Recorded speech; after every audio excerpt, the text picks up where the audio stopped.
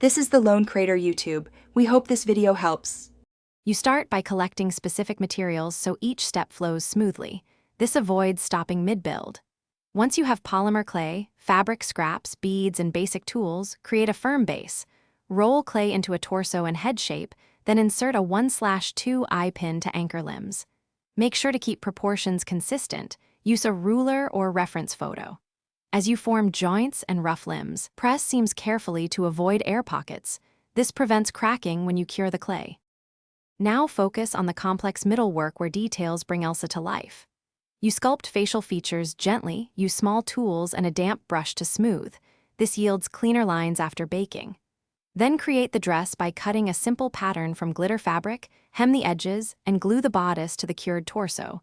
Make a few small stitches to secure it.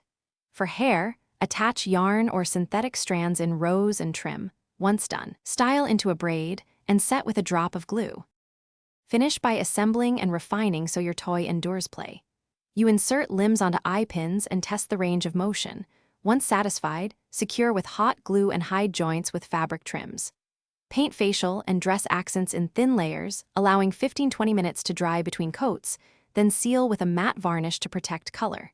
If something goes wrong, like cracks, sand the area, apply a small amount of epoxy filler, smooth, then rebake or touch up paint. This restores strength and appearance.